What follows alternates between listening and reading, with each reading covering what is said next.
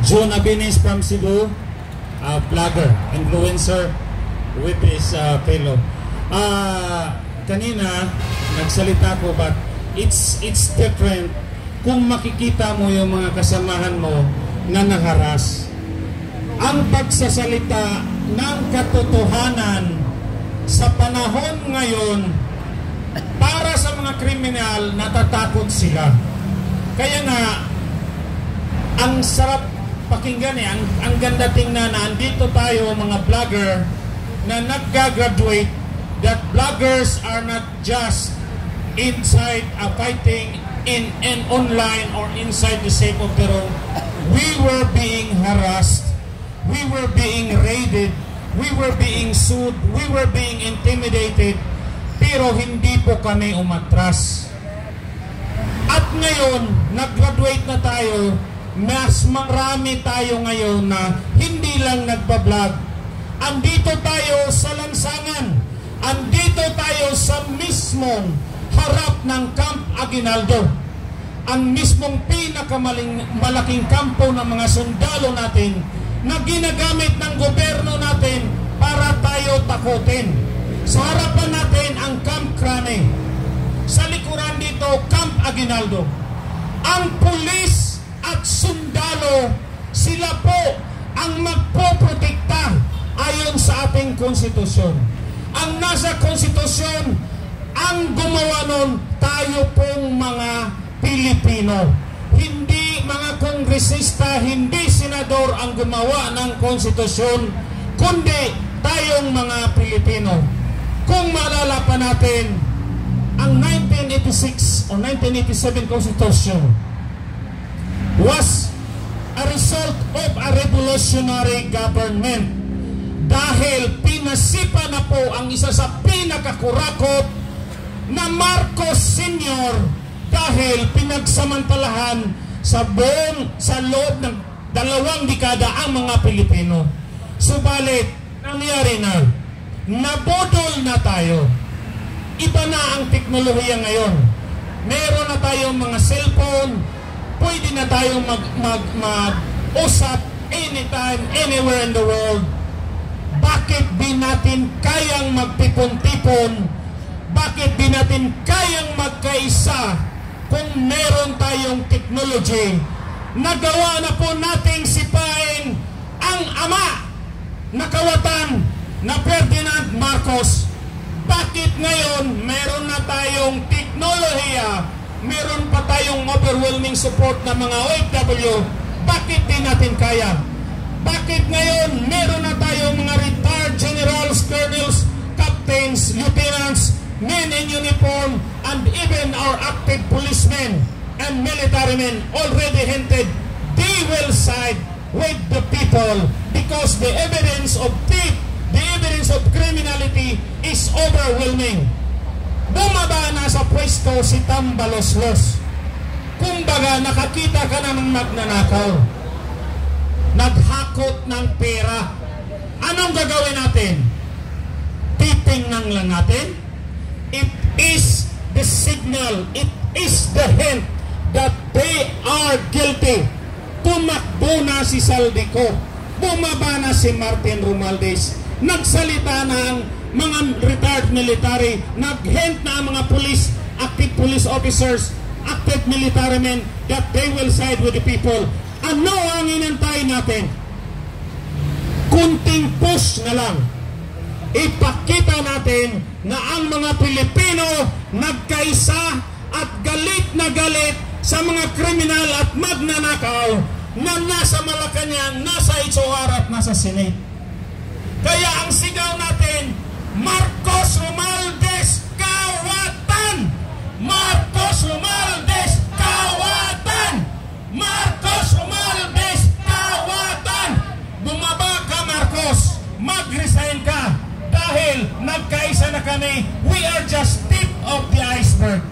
We will kick you out legally or illegally because we, the Filipino people, including the military and the armed forces, nakita namin na ang totoong kriminal at magnanakaw ay kayo.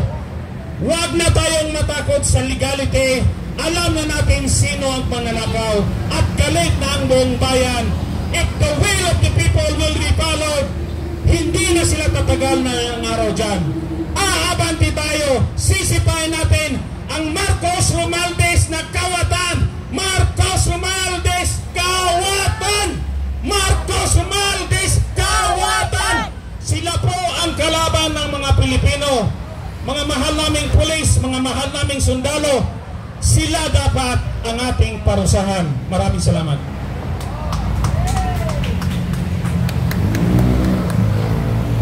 Maraming salamat po, kapatid na Jun. Ayun naman po, pakinggan natin ang boses ng kabataan, boses na lumalaban para sa aling inang bayan. Pakinggan po mula natin ang boses ng ating kasamahan natin si Kuya Park.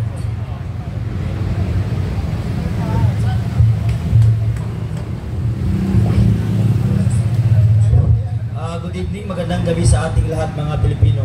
Unang-una sa lahat, yung mga kapatid kong nagtatanong kung saan ba daw yung rally natin, huwag kayong pumunta sa Luneta Park kung gusto nyong mabuhay. Pero kung gusto nyong mamatay, pumunta kayo doon sa Luneta Park sa September 21. Kasi merong announcement na doon daw ay merong kinuha, pero hindi ko i-medyo kung saan lugar yung kinuha. Na merong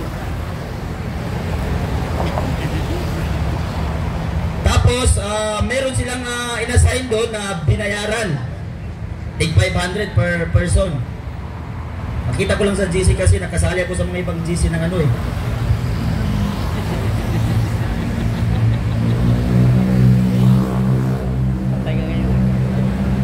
So yun nga, kung gusto nyo lang mas safe, dito tayo magtipon-tipon sa EDSA Monumento dito sa Camp Aguinaldo, Gate 4. Dito tayo magpunta-punta dahil dito po ay safe na safe po ang bawat mamamayang Pilipino. Okay? So dito po ang pinaka-safe na place na tayong mga Pilipino ay magtipon-tipon.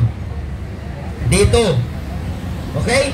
Sa mga nagtatanong lang po, kasi marami, yung dalawa kayo dito dumating, nagtanong din sila kung saan ba daw yung venue talaga. Kasi nalilito sila sa mga nagpo-post. So ito po, dito po tayo magtipon-tipon para po paniguradong ligtas ang bawat Pilipino sa gaganaping rally sa September 21 po.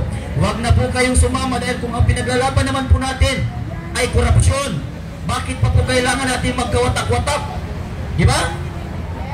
Kung pinaglalaban mo ay korupsyon, pinaglalaban namin ay korupsyon, bakit kailangan pa natin mag-separate ng lugar at venue at oras at date? Kung pare-pares naman ang pinaglalaban natin. Ikaw ay Pilipino, ako ay Pilipino, tayo ay Pilipino, tayo ay isa. Labanan natin ang korupsyon ng sama-sama at para tayo ay magtagumpay. Ilang rally na ang iginawa natin mula nung pumutok etong korupsyon na ito.